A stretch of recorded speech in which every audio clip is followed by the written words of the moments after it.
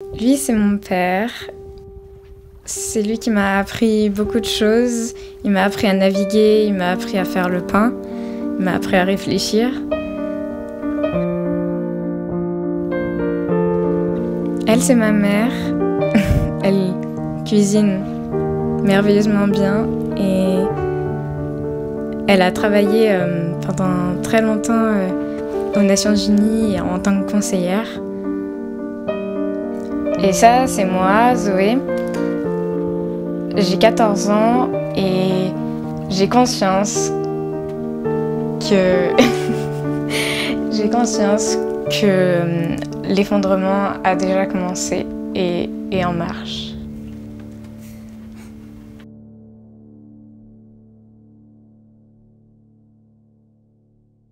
En fait, le truc qui est assez marrant quand j'y réfléchis avec notre famille, c'est que j'ai donc toujours entendu parler de l'effondrement, toujours depuis que je suis petite, mais on n'a jamais forcément mis des mots dessus. Pour moi, l'effondrement, là, c'est quelque chose qui va arriver, on ne sait pas vraiment quand, mais qui va arriver et qui va, pour moi, c'est quelque chose qui va faire changer beaucoup de choses, en bien ou en mal. Ça peut être le chaos. Ouais, c'est ça, c'est vraiment un changement qui va nous obliger à changer nos modes de vie, nos habitudes, tout ça. Ça peut être très violent. On peut avoir pendant un moment très peu à manger, très peu à boire, plus d'argent de toute façon, je pense. En fait, j'ai l'impression que j'ai réfléchi à ça, j'ai l'impression que l'effondrement, c'est tous les gens qui s'informent là-dessus, qui se disent que ça va arriver, tout ça. J'ai l'impression que c'est pas la même définition pour tout le monde. J'ai vraiment l'impression que tout le monde comprend ça différemment et que, en gros, il y a quelque chose de global, que c'est un truc qui va arriver, qui va vraiment tout changer et qu'après on sait pas si on sera toujours là ou pas. Mais sinon, mes parents pensent que non plus l'argent n'aura plus aucune valeur. Mais je sais pas si tout le monde pense ça. J'ai un peu l'impression que, comme on sait pas trop ce qui va arriver et on sait pas trop quand ça va arriver, chacun se fait un peu sa propre définition de l'effondrement. Comment tu décrirais, toi, les adultes qui aujourd'hui ne prennent pas le temps de s'informer et de prendre leurs responsabilités dans le monde qu'ils vont te laisser à toi?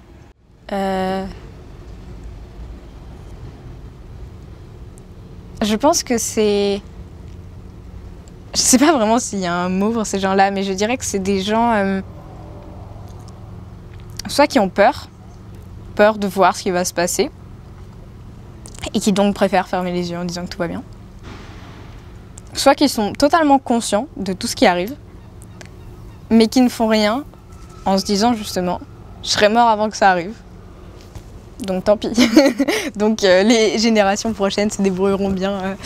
Mais je pense qu'il y a une partie des gens qui ont peur et c'est pour ça qu'ils ne font rien, parce qu'ils préfèrent, ils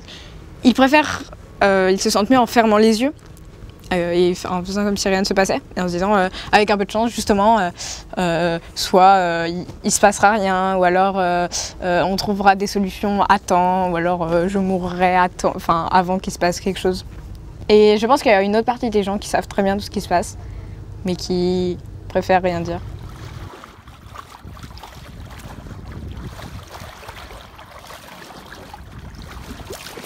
C'est rigolo de passer à côté d'un vieux cargo. Tu te dis, tu navigues et sur tribord, on a un cargo reste de civilisation.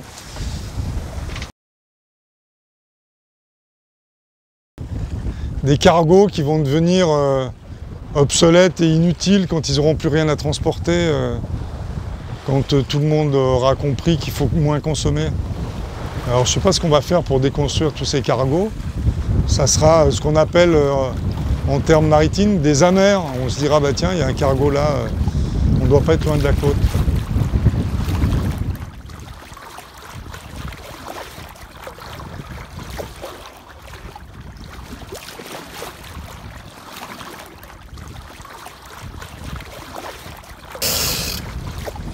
Ah, tu remontes au près, quoi. On va faire un petit bord de près, ça agitera un tout petit peu, c'est rigolo. Les capots sont fermés? Les capots sont fermés. Tu voulais pas vider l'outre? Ah oui, c'est pas non, j'ai regardé l'autre coup, elle était pas trop, hein. Car, Zoé. Hein? Oui, pardon. Ouais,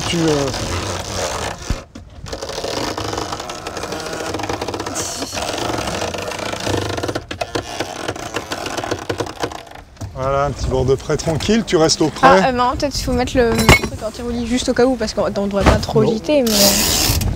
Pas qu'il y ait rien qui tombe. C'est avec ce bateau-là que vous avez fait le tour du monde? Non, c'est pas avec ce bateau. Ce bateau, c'est un très bon bateau pour aller en Méditerranée, mais pour vivre longtemps à bord, pour avoir un espace de vie confortable. En Méditerranée, autour du monde, on avait un catamaran préhistorique, un Waram. C'était 2 pirogues polynésiennes dont les 2 pirogues sont liées, sont tenues par des poutres, et les poutres sont liées aux coques par des cordages. Donc tout est souple sur ce bateau, enfin sur le catamaran Waram. C'était un Pailly 42 Captain Cook, magnifique bateau qui nous a permis de naviguer 5 ans en sécurité avec un grand bonheur. Un Waram, ça coûte, je sais pas, ça coûte 30-40 000 euros. Un bateau de 13 mètres par 7 mètres par 6 mètres 70, quoi, quelque chose comme ça. C'est un choix d'habitat, c'est un choix de vie. C'est beaucoup moins cher qu'une maison ou qu'un appartement. L'entretien sur un bateau simple, c'est minimum. Après, plus on veut de confort, plus c'est compliqué. Plus le confort est dangereux, on le dit souvent. Et plus on veut d'instruments divers, plus ça coûte, quoi. On a vécu 5 ans sur un bateau. On a dépensé un peu plus d'un SMIC par mois en moyenne sur l'ensemble des 5 ans, tout compris, dont l'assurance maladie qui était privée et qui était le plus gros budget, la plus grande partie dans ce budget-là. Donc non, c'est pas cher du tout à partir du moment où on a acheté le bateau, mais acheter une ferme, enfin il faut se rendre compte qu'acheter une ferme ou un bout de terrain, que ce soit sur le Larzac ou dans les Cévennes ou je ne sais où, il y a un investissement et puis il y a des travaux à faire, et puis la permaculture, il faut quand même préparer. La nature fait beaucoup, mais il faut quand même préparer les buts.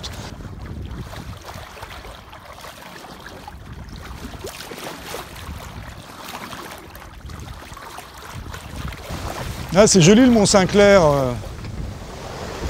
Ouais. C'est toujours cool de quitter le port. Tu te dis que tu pars toujours vers de nouvelles aventures, tu sais pas ce qui peut arriver, c'est ça qui est rigolo. Et Zoé, tu pourrais naviguer toute seule? Toute seule, dans l'état actuel des choses, non. À mon avis, non. Enfin, si je suis amenée à devoir me débrouiller, à naviguer toute seule, je me débrouillerai de toute façon parce que j'ai pas le choix. Mais là, comme ça, il faut encore que j'apprenne quelques trucs, à mon avis. Parce que pendant le tour du monde, j'étais petite, donc j'ai à peu près rien appris. Mais là, l'été, j'apprends petit à petit plus de choses avec mon cher père et mon frère.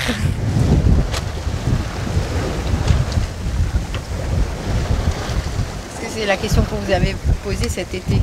Oui, à nous deux, on pourrait, oui. Ah bah oui, à vous deux. À nous deux, il n'y a pas de problème, on pourrait partir. Toi, tu es bien structuré, tu penses à beaucoup de choses, et Arthur, il sait naviguer, quoi. C'est ça. C'est l'artiste. C'est régler les voiles. L'artiste, le poète. Mais moi, je lui rappellerai qu'il faut regarder la carte, qu'il faut ouvrir la vanne. Faire la navigation. Regarder l'eau. Assez complémentaire, je pense.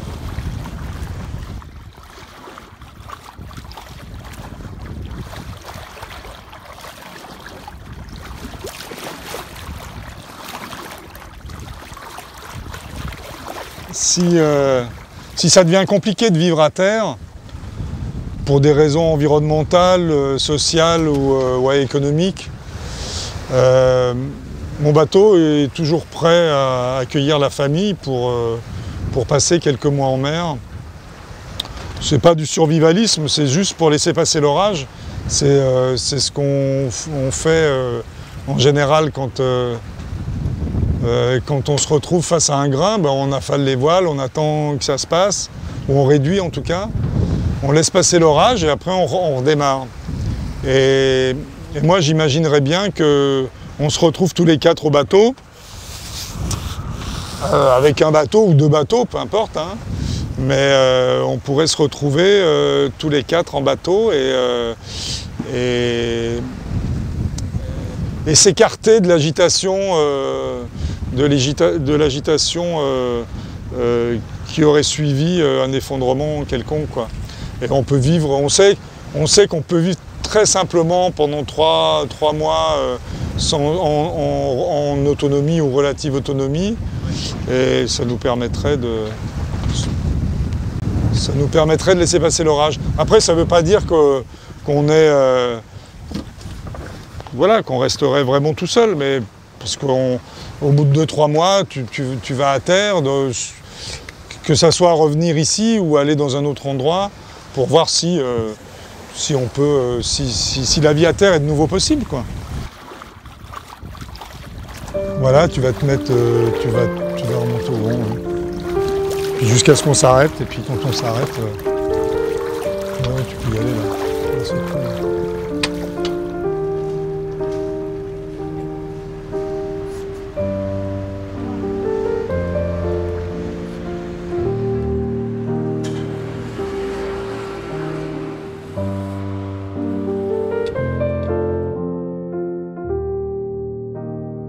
Carmen, c'est avant que Zoé soit née, c'était la meilleure d'entre nous, ça c'est clair. Carmen est ingénieure en génie de l'environnement et de la construction. On a fait nos études ensemble. Et très vite, nous sommes partis à Nairobi. Enfin, c'est elle qui m'a emmené à Nairobi plutôt. Nairobi, et elle cherchait du travail à Nairobi, au Kenya. Et elle a travaillé au programme des Nations Unies pour l'environnement. Ça devait être en 89. Et donc elle est rentrée au PNUE, et ensuite elle a continué à travailler comme conseillère scientifique auprès des Nations Unies, donc sur les changements climatiques et les adaptations au changement climatique. Elle a été présente à toutes les COP jusqu'à celle de l'an passé. Donc elle a rencontré, au-delà de tous les présidents et rois des différents pays de la planète, elle a rencontré et travaillé avec le GIEC, avec les scientifiques du GIEC, et puis bon, voilà, je pense qu'elle sait de quoi elle parle, mais peut-être que je me trompe. Oui, non, mais il ne faut pas en dire plus. Non, ce que je peux dire de moi, c'est que j'ai fait mon parcours professionnel au sein des Nations Unies, et que mon domaine d'études et d'intervention, ça a été au sein de la Convention cadre sur le climat et les accords de Paris sur la question des changements climatiques, et principalement la gestion des catastrophes naturelles et l'adaptation au changement climatique. Pendant longtemps, les scientifiques ont dit « mais non, il ne faut pas faire peur. Hein, c'est contre-productif d'être catastrophique, de faire peur, parce que justement on va créer des blocages, et le déni est plus confortable. Et puis on ne veut pas changer, on ne veut pas adapter son mode de vie, on ne veut pas faire d'efforts. On veut pas, c'est trop coûteux de faire tous les efforts qui seraient nécessaires pour atténuer le problème. Et finalement, peut-être qu'on a perdu trop de temps avec ce genre de discours lénifiant, en disant mais vous inquiétez pas, on trouvera des solutions technologiques, et c'est encore ce qu'on entend beaucoup. Et la technologie viendra au secours du monde. L'humanité est suffisamment ingénieuse pour trouver des solutions à tous ces problèmes. Et puis finalement, on se rend compte que ce discours lénifiant, gentil, qui souhaitait préserver la population d'un choc psychologique, émotionnel devant l'énormité des bouleversements que l'humanité pourrait subir, a mené à une procrastination. Suffisamment d'actions n'ont pas été mises en œuvre, malgré les signatures de plusieurs accords multilatéraux. Sur le terrain, les actions n'ont pas été n'ont pas été mises en œuvre à la mesure de ce que le défi nécessite. Donc peut-être qu'effectivement, alors soit il faudrait être plus direct en disant aux gens, ben voilà, si on continue comme ça, vraiment, les vagues de chaleur, avoir un discours plus catastrophiste, ou alors, ce qu'il aurait fallu faire, c'était éduquer les jeunes. C'est-à-dire que moi, plus j'avançais dans ma carrière professionnelle dans ce milieu-là, plus je me disais, ça ne sert à rien de parler aux décideurs, ou c'est trop lent. Les progrès sont trop lents. Il y en a beaucoup des négociateurs avec lesquels j'ai travaillé étaient de bonne foi, mais ils vivent hors sol. Donc je me suis dit, à un moment, il faut vraiment éduquer les jeunes populations, qui soient des adultes moins obtus et fermés que nous, et que eux ne tempérisent pas, ne perdent pas de temps, et les gestes dès la maternelle qu'il faudrait avoir au quotidien pour réduire ses déchets, consommer moins d'énergie, consommer moins d'eau. Et je pense qu'effectivement, une des clés du problème aurait été, parce que là maintenant c'est trop tard, aurait été de mieux éduquer les enfants dès la maternelle, pour que les effets, pour que l'action soit plus rapide et plus efficace. Elle vient de qui, l'idée de partir en cas d'effondrement en bateau? Bon, elle vient d'Olivier, hein, il est moteur là-dedans, hein, parce que lui, il est heureux à bord, quoi. Et avec les enfants, c'est ce qu'on se disait, quoi. Quand il pose le pied sur son bateau, c'est quelqu'un d'autre, quoi. C'est son truc, quoi. Il s'épanouit, c'est chouette de voir ça.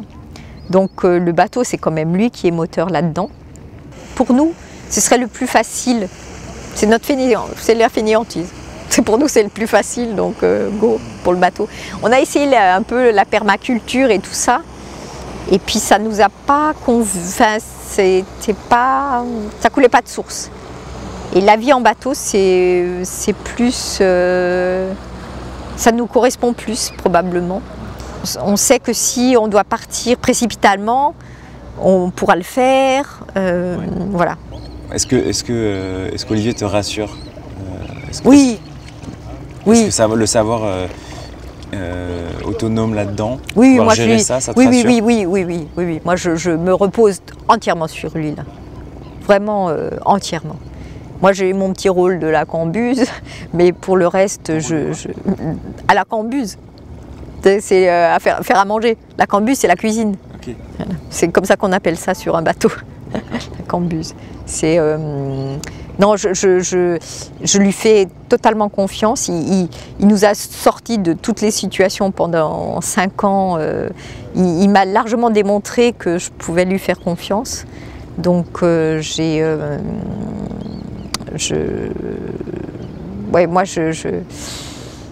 je pars avec lui les yeux fermés, quoi.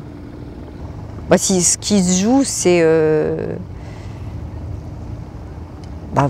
si on parle en termes de catastrophe, d'effondrement, c'est la survie. Et moi, je ne la vois pas pour moi. Moi, je m'en fous, quoi. C'est pour eux, quoi. Je veux pouvoir et je veux sauver mes gosses, quoi. C'est ça. Et je pleure pour eux, quoi. J'ai peur pour eux. J'angoisse pour eux, quoi. Et peut-être qu'eux, ils veulent vous sauver aussi. Ben oui, ben oui, ben c'est ce qu'ils me disent. Ils me disent, mais non, maman, sans toi. Non, oui, eux, ils veulent me sauver, ouais, je le sais. Oui, c'est beau, oui. Donc on va s'en sortir ensemble. On va se sauver les uns les autres. Dans le scénario de Mad Max ou de Waterworld, si j'ai 15 mecs qui arrivent autour du bateau avec des jet skis pour nous attaquer, bah, voilà. Bon, moi j'appelle ça le chaos total. Et dans ce cas-là, autant mourir vite. Bah oui. Enfin, on n'a aucune intention survivaliste, quoi. Survivaliste pour vivre 6 mois de plus que les autres. Je vois pas l'intérêt. Dans des conditions de terreur. Et dans des conditions de terreur. Et même dans le cadre des riches traders qui ont beaucoup d'argent et qui sont en train de préparer, ou des riches financiers américains ou autres qui sont en train de préparer leur fuite en Nouvelle-Zélande ou en Alaska ou au fin fond du Canada, ouais, super. Donc ils vivront 50 plus que les autres. Encore, c'est même pas sûr. Dans des forteresses et... Enfin, et ça, ça oui, n'a mais aucun nous, intérêt. on dit ça aussi parce qu'on a 60 ans. Maintenant, tu vois... mais même, quand Zoé, t'es plus jeune, oui, oui, mais tu bon, veux vivre 50 plus que les autres.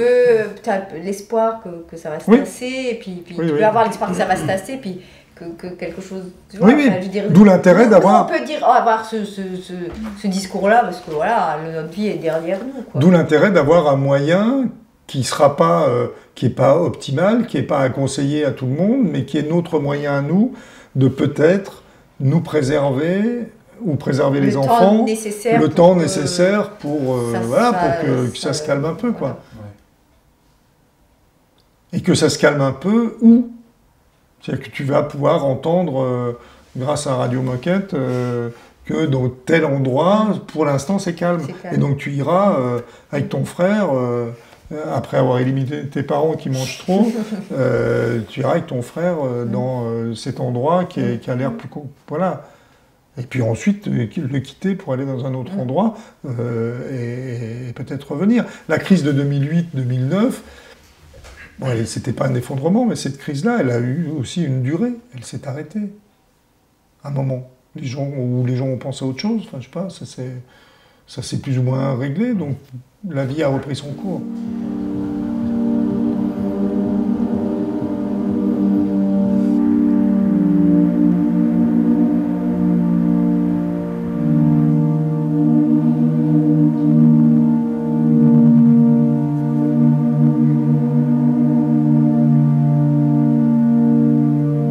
Comment tu vas juger que ce sera le bon moment de partir en bateau pour fuir un chaos, un effondrement ici à Sète? Ouais, la première réponse, ça serait de dire quand ça sera plus vivable, ou juste avant que ce soit plus vivable à Sète, mais c'est comme notre voyage en bateau, il y avait 10 000 raisons de ne pas partir, et puis il y avait une bonne raison de partir, c'était notre motivation, quoi. Et donc enfin, on le sentira, Carmen et moi, on sentira quand c'est le temps de venir. Je pense toujours à ce proverbe berbère qui disait les gens dorment bien à l'auberge de la décision.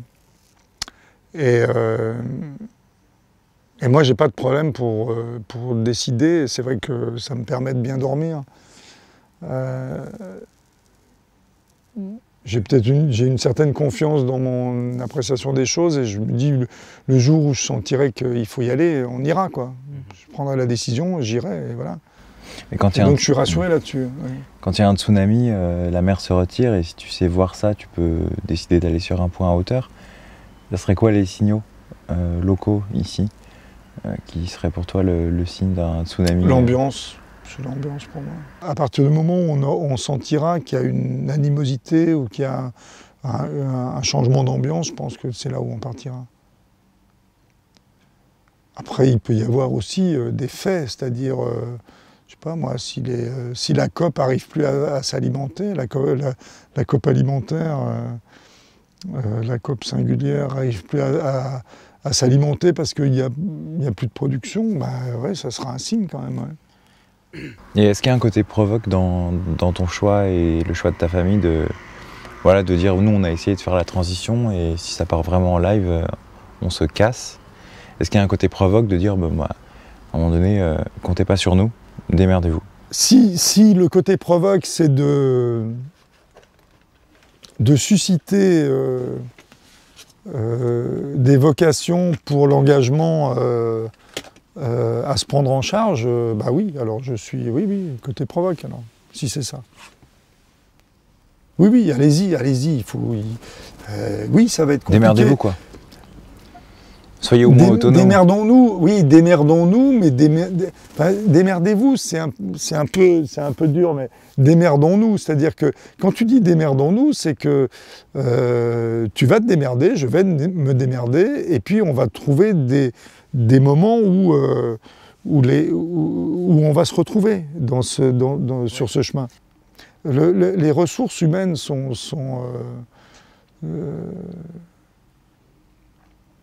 surprenantes parfois. Et moi, je pense que les gens apprennent très vite. Et surtout dans des périodes de crise, tout le monde apprendra très vite à coopérer. Ça se fera naturellement, mais ça ne peut pas se programmer.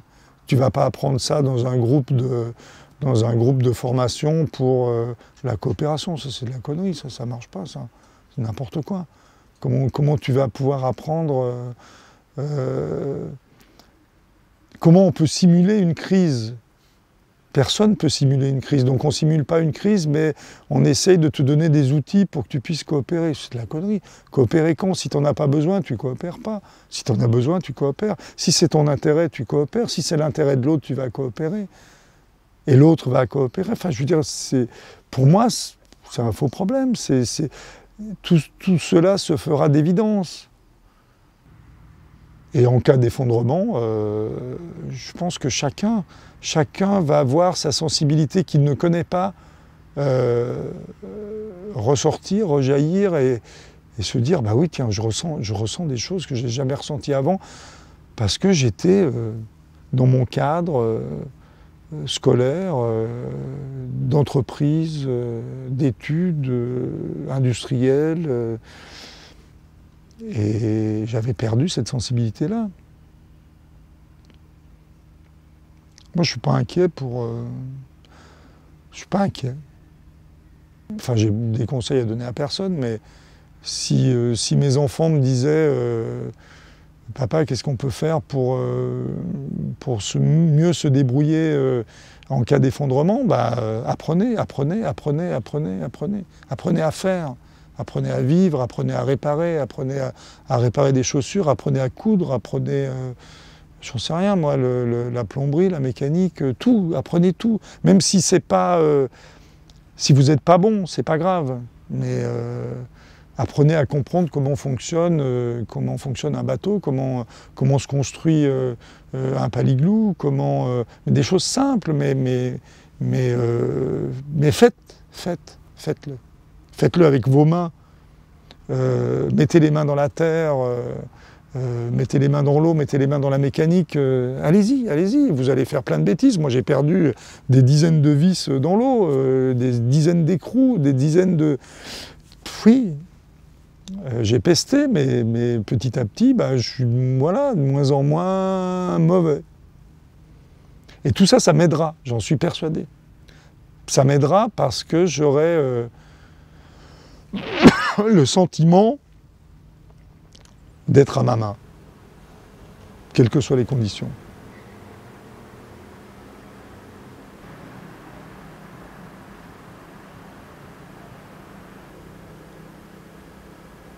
Comment tu t'arrangeras pour que personne ne te vole ton bateau avant que tu partes? Bon, en étant dans mon bateau avant qu'il soit volé, enfin voilà, mais oui, enfin si on me vole mon bateau, je prendrai celui d'à côté, quoi. Il y en a plein des bateaux.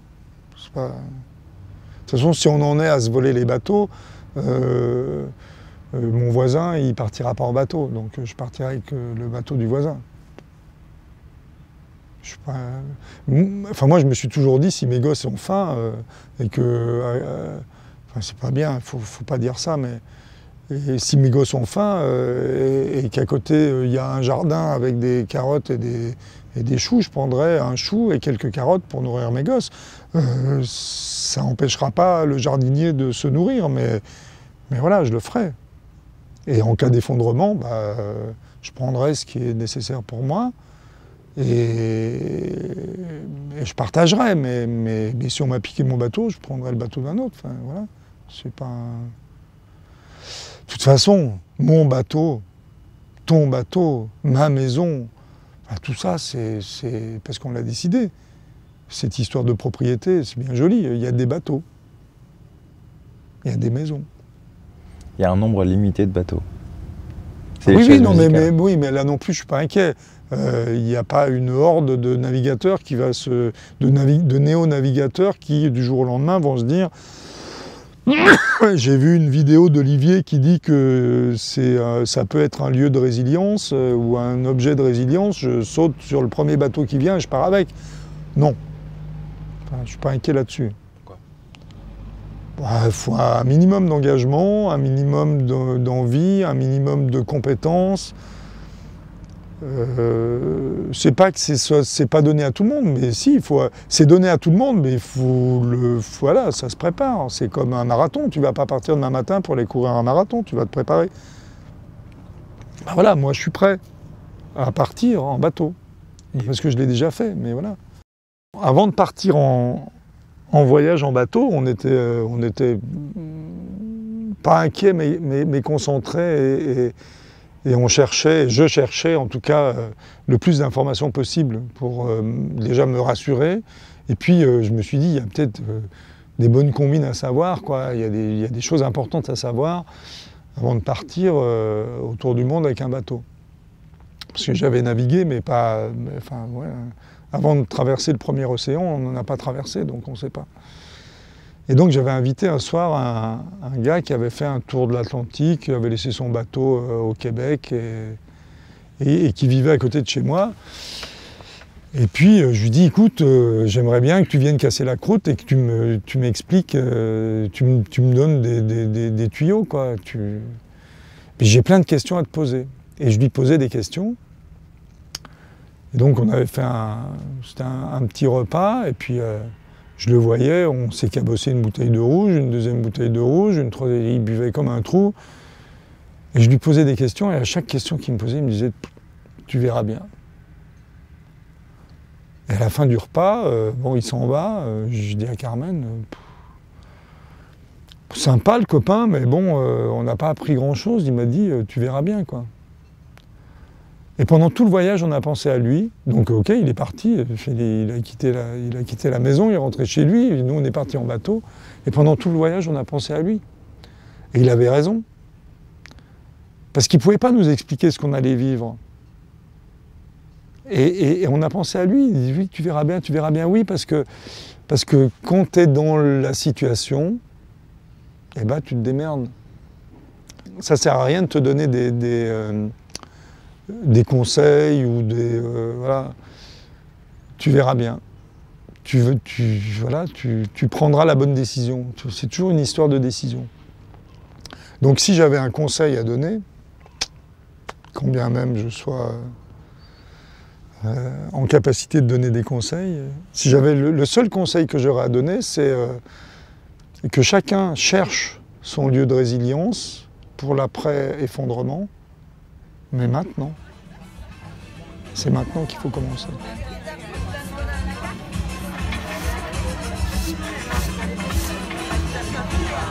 C'est la vie qui va, viva la vida.